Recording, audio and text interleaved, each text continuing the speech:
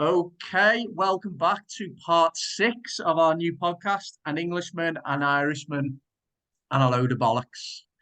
And today we are, emphasis on the load of bollocks. Today we're going to talk about part 2 of our World Cup. Well, it was a World Cup preview. Now the World Cup has actually started now, so me and Paul are going to talk about the first few days and the stories off the pitch. Certainly, as well as the stories on the pitch, but there's certainly some interesting things going on off the pitch. Now, before we come to the World Cup and our chat about that, stick around to the end of the recording because we will let you know how to get in touch with us. If you want to be a guest on our podcast, we would love to hear from you, regardless of your views. Yeah. We just love to hear your story. So stick around to the end, and probably Paul will tell you how to get in touch with us. So back to today's podcast, part 2, talking about the World Cup. So during part 1, Paul, we were talking about how this World Cup was really a clash of two kind of like political ideologies focused through the lens of a football World Cup. There was kind of the woke kind of what we would say left wing, maybe cultural Marxist kind of like approach, trying to impose itself, in my view, on an equally probably intolerant, maybe right-wing, conservative, kind of like religious fundamentalist type of ideology. So that's what we started talking about last week before we went into the football as well. But just picking up on that, really, on the kind of like the cultural and social, political and religious side of things. Just interested in getting your views, really.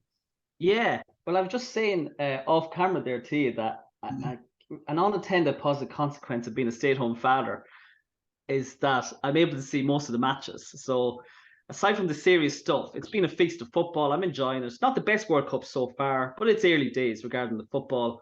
So yeah, I think it's been entertaining nearly off the football pitch as it has been on the football pitch for reasons you mentioned already. That the best match so far, Dave, has been the contest between the two ideologies at both ends of the spectrum, as you mentioned, if you want to call them the left and if you want to call them the right.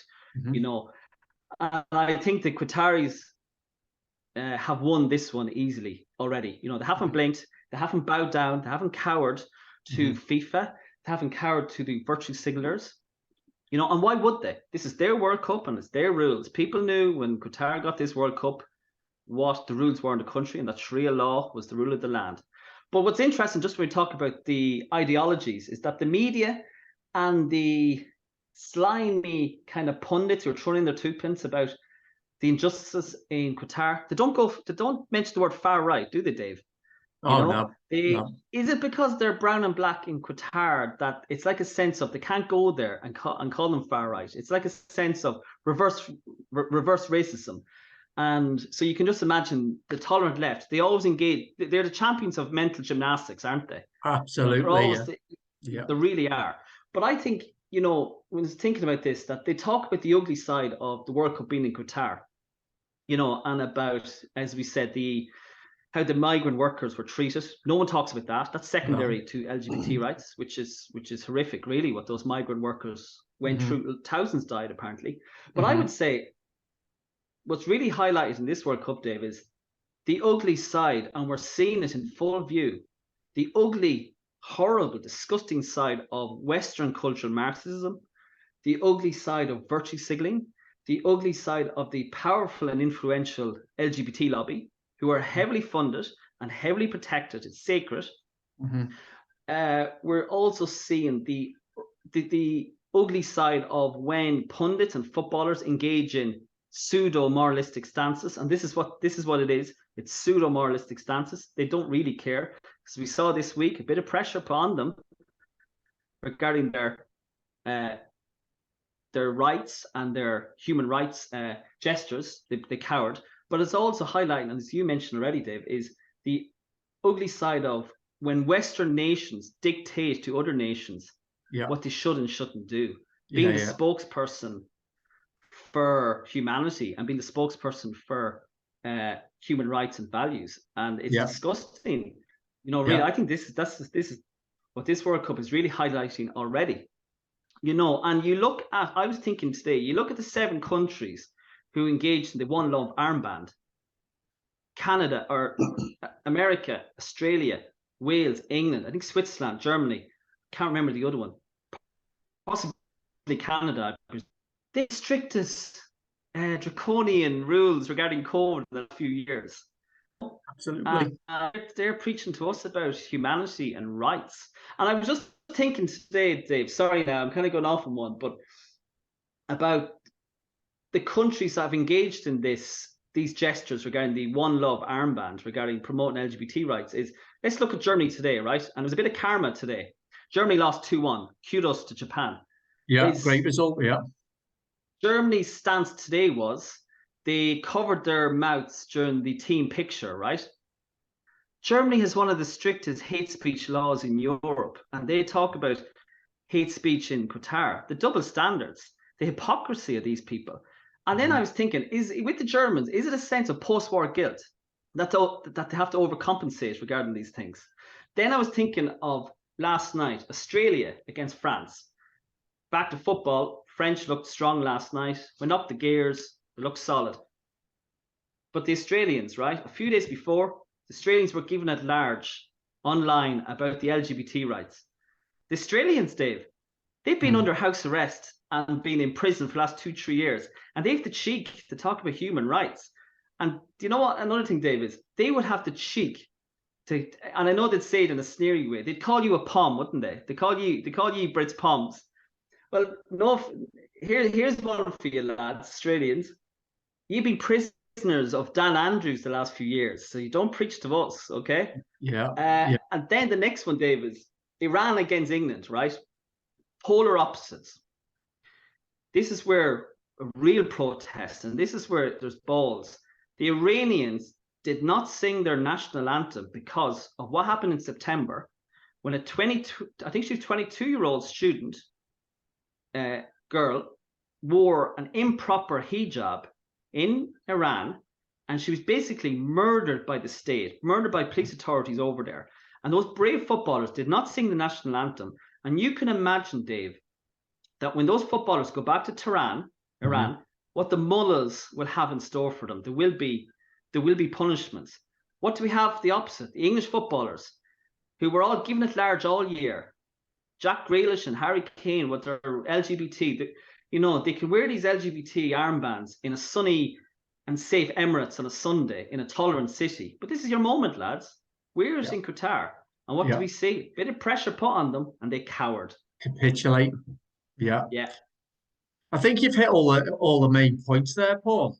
I mean, it would be, you've touched upon how there is a clear attempt to impose a particular set of ideas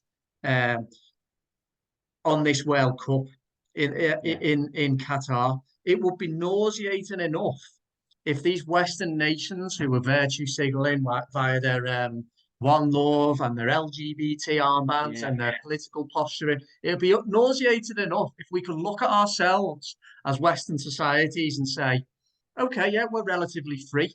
We're democratic. We're open. We're a society that bases ourselves on ideas and conversation and healthy debate. We respect human rights. We don't oppress minorities.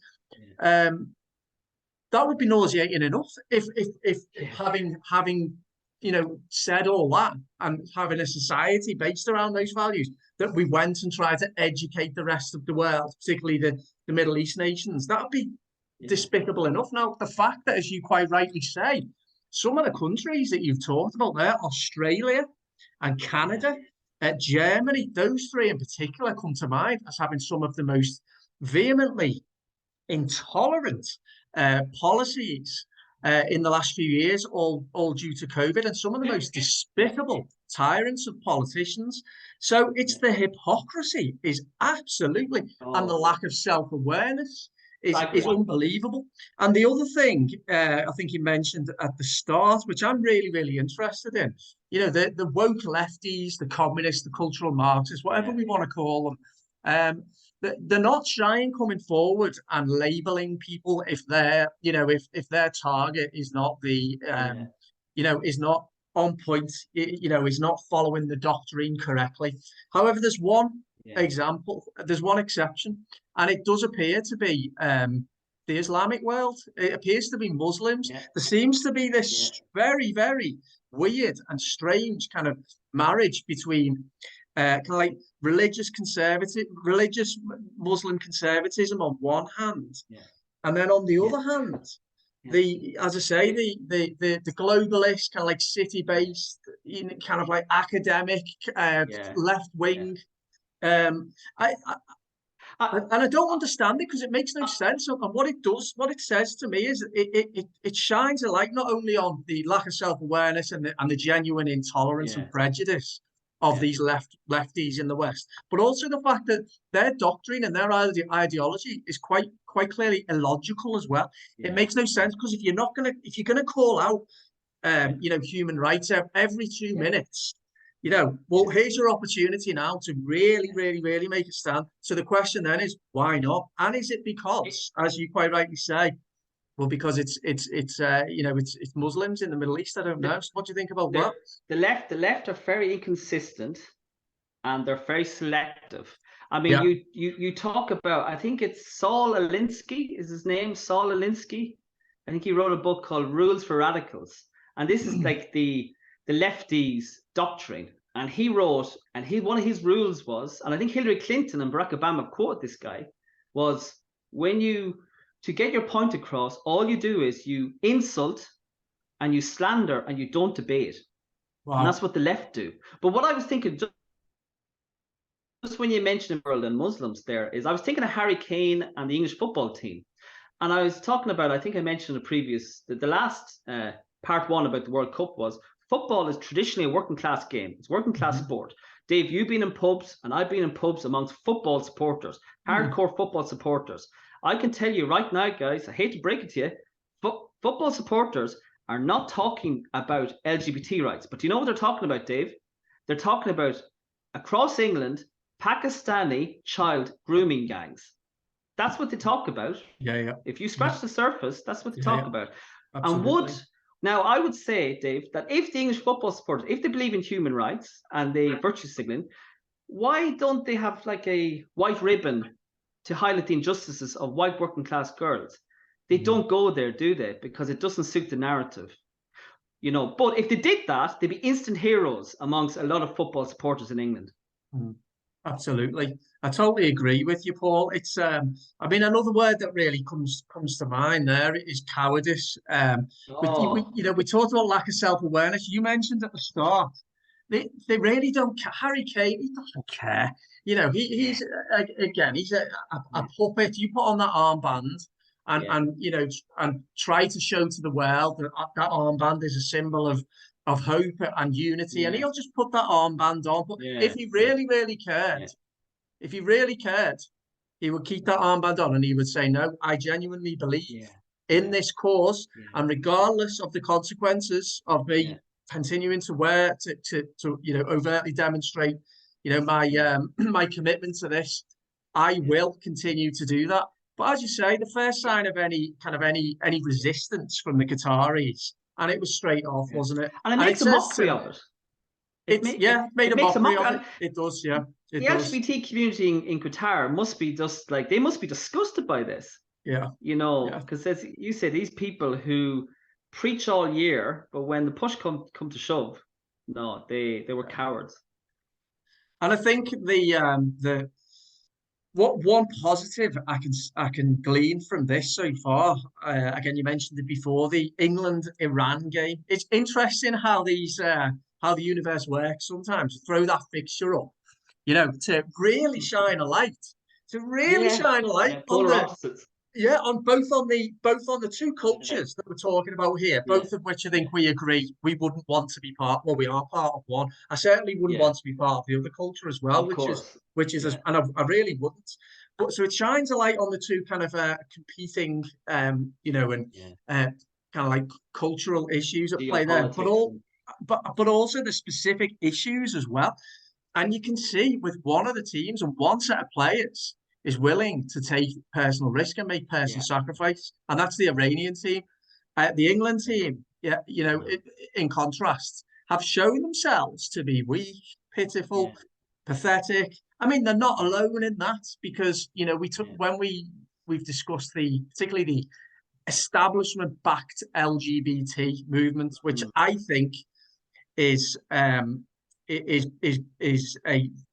being used to really destabilize society and smash it apart. But we see the LGBT flag everywhere. You see it in supermarkets. You see it when you go to the bank. You see it at universities. It's absolutely everywhere, and there's a reason for that. So they're not alone.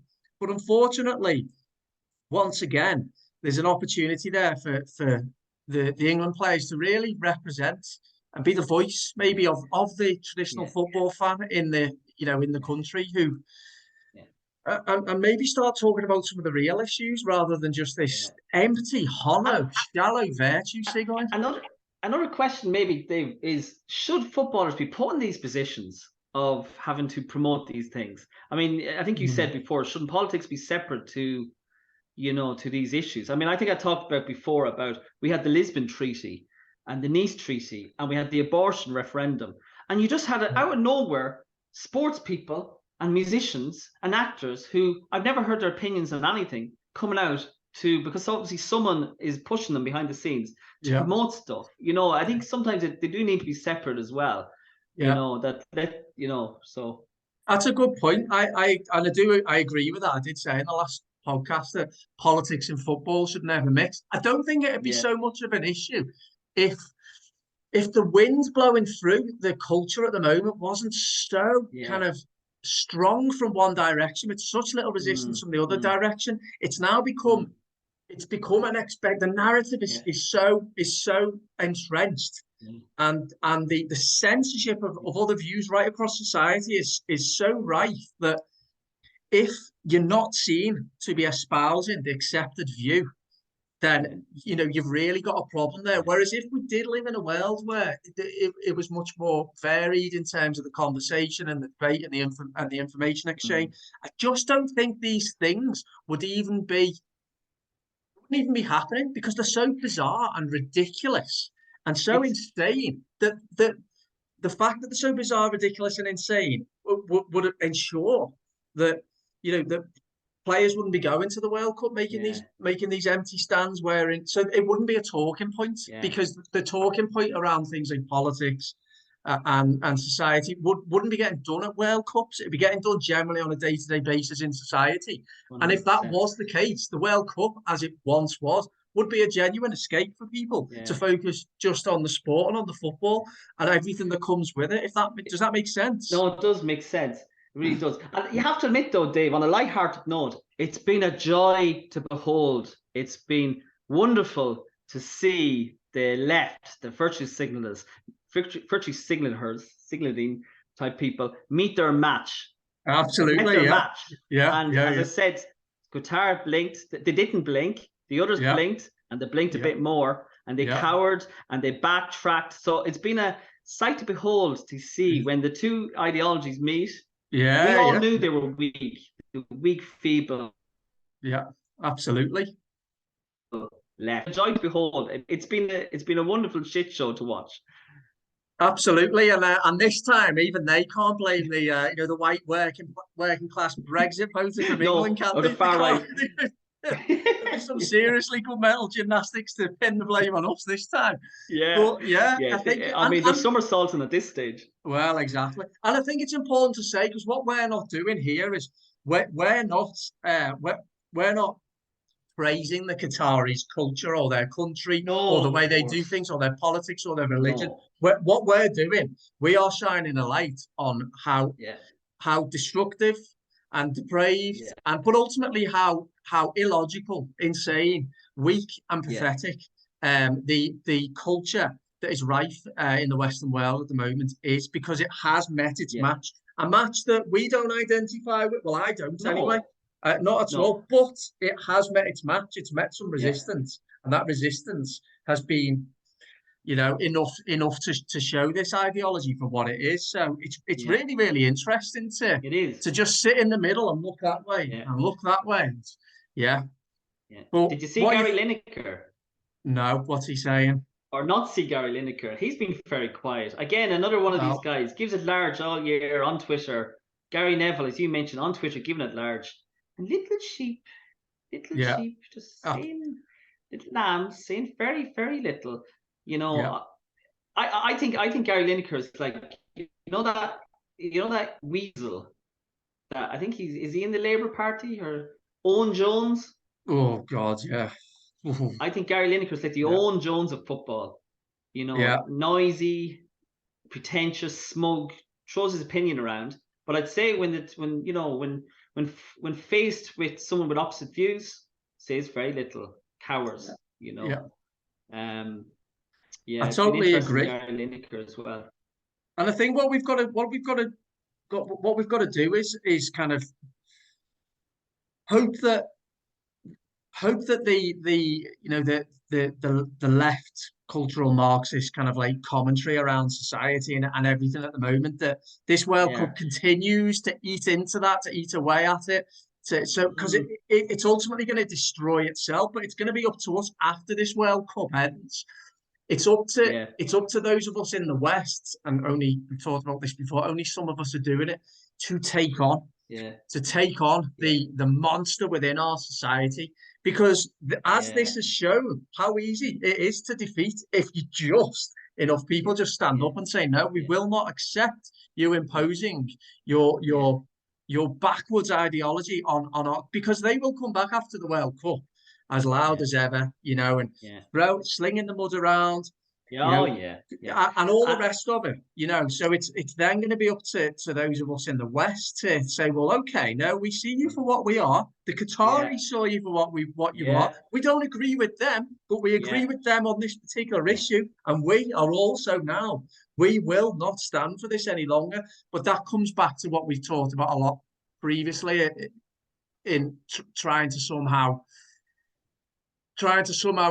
encourage the masses to find Yeah. the bravery to be And, able to do that, doesn't it? I suppose. and it's not a case either, Dave. You know the old saying with the left always eat the left. Hmm. I mean, we can't be waiting for the left to eat the left, even though they have been eating each other regarding this World Cup and tripping over each other. It's that we have to put them on the back foot the Yeah, way Qatar did. To put them on the back foot, and yeah, Qatar just confronted them, saying, "Well, this is what we believe." Back, like a game of tennis, back at you, and yeah, back at you. Make them retreat, because yeah, when you challenge their illogical views, all they have is slurs and yeah. insults and the phobes and isms, and Hmm. it becomes very childish then. Hmm. Hmm. So yeah, we put them on the back foot, and this World Cup they've definitely been put in their box and put on the back foot. Yeah. So yeah, may it continue, as you say, after the World Cup. Great stuff. And what are you making of the football then so far, Paul? There's been a couple of massive shocks, haven't there, so far? Yeah, Hmm. I have to say my two tips were awful. Senegal actually played well against the Netherlands, but Yeah. without Mane, they didn't have the firepower. And Yeah. then Benzema, he's out of the World Cup. Oh, is he? It's Right. Yeah, he didn't play at all. France looked good. France looked good against the Australians. They looked in control. They went up the gears when they needed to. England played Hmm. well, to be fair. I know, all joking aside, they did. England played very. They did. They were professional. Hmm. Spain, I think the last time I looked, they were winning 3 or 4-0. So yeah, I'm enjoying it. It's, as I said, it's a feast of football. Sometimes we just have to get back to that. Yeah. Let the politics, let that fizzle out and just concentrate on the football. How about yourself? Have you seen many matches or? Not yet, Paul. I've not. I've For the reasons that we've talked about, and also the mere fact that it's a World Cup in the middle of, well, not the middle of winter, but Yeah, coming into yeah, winter, yeah, and the circumstances around Qatar getting the World Cup, yeah, I've not been interested at all. yeah, So I've not watched the game yet. However, I've watched a few of the highlights. I couldn't believe the Argentina result. Um, Losing yeah, 2-1 to Saudi Arabia. I saw that yeah, Germany lost to Japan as well today. I yeah. watched the Brilliant. England Yeah, goals. yeah, I thought it was, I mean, I didn't watch the game, but there was some shocking defending going on from Iran there. So I'm not sure you can read too there much was. into that, but I'm sure England will Yeah, get out yeah, that group now. I yeah. think they play USA on Friday. So I'll probably It's watch that. early days, isn't it? Yeah, so it's Yeah. early days. I'd like to be more fired up. I'd like to be more I know engaged. it's a I bit really forced. would, and I It hope is. that maybe as it goes on, I will be. But it just doesn't Yeah, feel like a yeah. World Cup to me at the moment. No. And I still haven't seen one England flag anywhere. I've not That's really heard amazing. anyone talking about it either. Yeah, But maybe as it goes on, possibly. yeah, And I think that's a shame, isn't it? Because it is. going back to I know we were going to talk a little bit of nostalgia, weren't we? But did you ever collect do the sticker collecting, the Panini stickers for the I World Cup? Yeah, I yeah. did. And do Oh, you know brilliant! what? Yeah. I'll tell you a good one. I was telling my older son, Dylan, 7, because this is his first proper World Cup where he remembers. So that's why I'm Yeah. probably enjoying it. And he's Oh, going to stay great. up. Yeah. He's going to stay up late and look at the Belgium match at what time is Oh, it? yeah, yeah, 8 yeah. o'clock. So I mentioned about the stickers and all that. But I went to Tesco's and I couldn't find any. And then I went to another shop and I couldn't find the sticker book. So again, I don't know if it's a case of it's not in stock or is it there's a lack of interest. But yeah, I had those sticker books and I still have them. Yeah. And yeah, it's a bit of everything, isn't it? Those books, you're covering not just football, but flags, and there might be facts about the countries, and they're brilliant, really. Yeah. It is Yeah. nostalgia. And I think Yeah, that's nice, isn't it, for Dylan for his World Cup? Because I know we talked about it last time. We all remember our first World Cup, and I think yeah, as the years go by, you look upon your first World Cup with more and more and more fondness, don't you? And for yeah, us, I don't know whether that's because the world's changed a lot. I think for the worse yeah, since Italian '90. So you're kind of looking back through a lens into another age, into another era, into another world. But I wonder how this World Cup will be looked back on in 30 years time, because I look back mm. on Italian '90 and at that period of time, and the commentators and the Oh, pundits, they were real characters, weren't they? And they brought the yeah, game alive. They brought it yeah, alive. I mean, you just need to hear Brian Moore's voice or John yeah. Motson's voice, and But his I'm fur instantly, coat. yeah, John Motson's voice, England, Yeah, his England, Belgium, World Cup '90 quarter final, and yeah, David Platt scores an amazing winner in the last minute of extra time. And John brilliant. Motson's commentary is absolutely, Yeah, it's just iconic. And yeah, it just takes me back to that particular moment of yeah, watching that game. yeah. Do you have any memories yourself? They don't make pundits like that anymore. You know the famous one with John Motson with his fur coat and his Yeah, kind of his flat cap and the big microphone. And yeah. you know what I love about those guys Yeah. like John Motson? They were just pure football men. They loved Hmm. football, didn't they? They lived and breathed football. And I think you talked about in the last video about they don't make characters anymore, do they? I mean, they don't No. make characters. You think about characters in football, like, or in music or in acting. They really don't. Everything is so sterile and Yeah. clinical. And I was thinking about the punditry today on RTE, which is our state channel. It's so clinical and it's professional speak. Yeah. And I Dull. hate to say it, but you can see that they're hitting on equality quotas. You have no offense, but they have a woman thrown in to Yeah. talk, to talk with the match, and I think that's patronizing towards women. Actually, I really do think it's patronizing. But a character now in sport or in general now is someone with a fancy suit or a fancy haircut or wears pink socks. But Yeah. when you actually scratch the surface with these new commentators or pundits, there's not much to them. They're kind of Yeah. pseudo intellectuals. When Yeah. I was growing up, I called them the Three Musketeers. They were like three rogues. We had the wonderful host that was Bill Hurley, and then he had Liam, the legend, Leeds United legend that was Johnny Giles, who was just a pure football man, loved his pure football brain. Then you had the Arsenal legend, Liam Brady, who was a brilliant football analysis, albeit he Yeah. could be grumpy, but that was what made him a good analyst. And Yeah. then you had the third musketeer, which was Eamon Dunphy, ex-Millwall, good journalist, unpredictable, charismatic, a bit wild. And you mix in the three of them. This is when I was growing up, and only recently, really. You mix the three of them commenting on a football match. It was just a perfect combination, Yeah. because they were unpredictable. They were characters. They were well read. They were political as well. And you could have the most boring match, but it didn't matter. You look forward to the 15 minutes where they could be pundits. Yeah. I'll Yeah. tell you a good one. Graham Souness joined RTE to be a pundit. And he was obviously after coming from. Graham Souness is a good character as well. Do you remember he got in trouble for saying football is a man's game? And Yeah, all not so long ago, only about 6 months ago, that wasn't it? yeah. Are we Yeah. on third wave feminists now or fourth wave feminists? They're having a Oh, hissy fit about that. I don't know. But he joined RTE and he couldn't believe, now he was after coming from BBC Sport and Sky Sports. He couldn't believe that when he joined RTE, the three lads, how much they were getting away with. He was saying, how the hell are you able to get away with this? But unfortunately, Yeah. times have changed. Yeah. People are told you can only say this and say, you can only say this or that. So it is a shame, punditry has gone very clinical, it's gone very sterile. It's a bit mundane, isn't it, at the moment?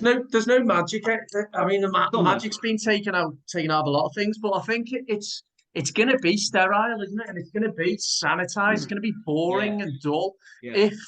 If there's an Overton window of what's acceptable to say, because it's not only sport and the commentary around sport, but it is, as you quite rightly say, the music scene. And the comedy scene as well. Now, in order for people to be their authentic selves, there can't be any boundaries, because you've got to be able to express without the fear of some barriers to what you can and can't say. And I think this is we've never been in a time, Paul, have we, where the establishment owns pretty much close to 100% of people in the public eye, whether they're footballers and they're commentators and pundits, whether they're musicians, whether they're artists, whether they're comedians.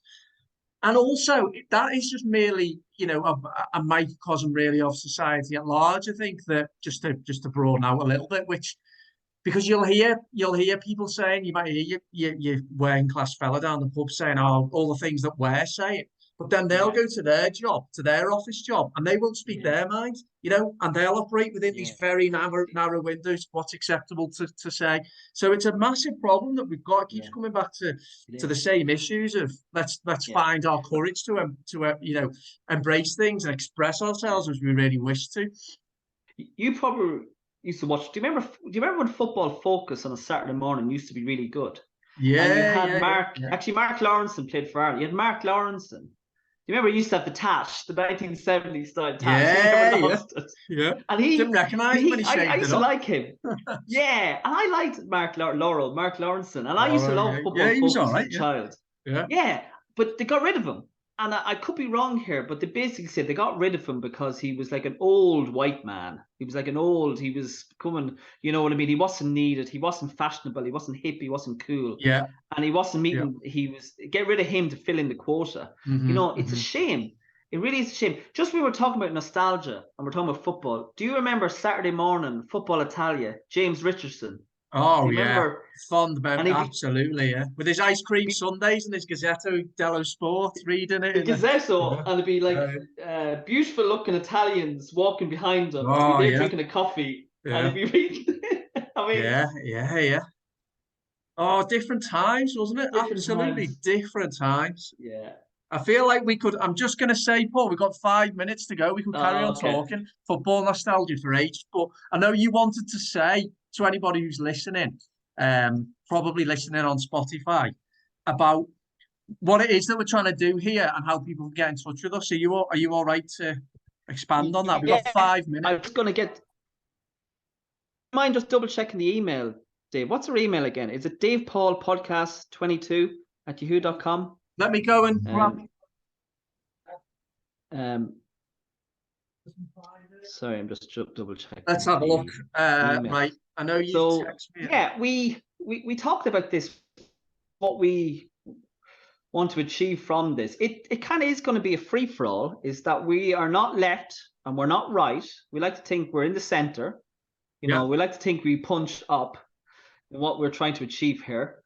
We want anyone and everyone. It doesn't matter if you don't have a platform, if you have a platform, it doesn't matter. COVID doesn't interest you. It's if you're creative, if you're an artist, if you're a musician, if you've written a book, if you've got an interesting life story, if you've overcome trauma or addiction or mental health issues, or if you've traveled and you want to tell your interesting story, just send us an email And as you said, it's conversations will be generally 30 to 35 minutes.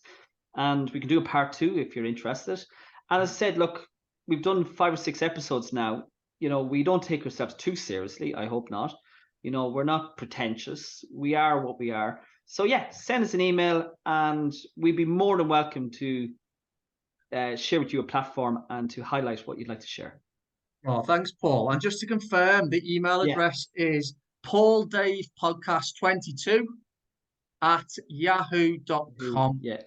So pauldavepodcast22@yahoo.com. So you're in charge of the emails, aren't you, Paul? Yeah, You'll be I check it once a day. So yeah. Yeah. Oh, and that's very that's really well put. Actually, what you said there, we'll listen to anyone and everyone. We don't really mind as long as they've got an interesting story to tell. And I know that you also the same as me, Paul. That I think we both agree that if we are gonna kind of move towards a society that is, I don't know, fairer, more altruistic, it involves conversation at the base of that, really, doesn't it? It involves us listening and learning to listen to each other's stories again, and to converse and to debate and to try and come up with ideas and solve problems. And I guess we want to try and be at the forefront of that a little bit, don't we? 100%. And we were just kind of talking before we started tonight that we have a few guests as well lined up in the next few weeks. So that'll be interesting. I'm looking forward to kind of sitting back and kind of listening to people's stories and to converse.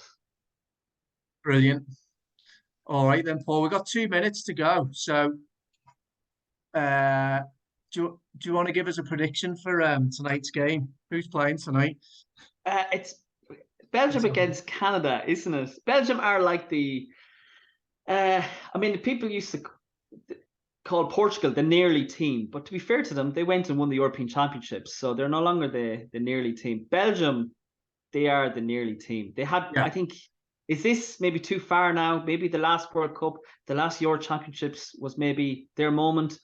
Everyone's talking about this Canadian team, that they're a young team. All I hear is young, fast Canadian team. They're kind of the dark horses. Belgium should win, shouldn't they, tonight? Yeah. I don't know anything about Canada, so I'm going to say 3-0 Belgium. What are you saying? 3-0 Belgium. Yeah, I would have. Okay, I'll go 2-0 then. 2-0. 2-0. We got 2-0. 2-0 Belgium. All right. I think the Brazilians are on tomorrow, so it'll be good to see what Brazil are made of. Brazil, Serbia, that'll be a tough game for them. So yeah. We're supporting Serbia, and it's not just the football. They've been a good country, haven't they? Yeah, definitely. Djokovic is he's been the man, hasn't he? Yeah, Djokovic, absolute legend. We'll talk about him in another podcast, I'm sure. Yeah, no, you like tennis, don't we'll you? Get him on. We'll get Novak on. Get him on. Yeah. Send him an email now. Send him an email. Yeah, get on it, Paul. Yeah. All right then, Paul. So it's nearly running out, but great talking again, and we will be back in a few days with a guest, won't we? So speak to you then. That's the plan. Okay, look, take care. Cheers, Paul. Okay, God bless. Bye. Bye-bye.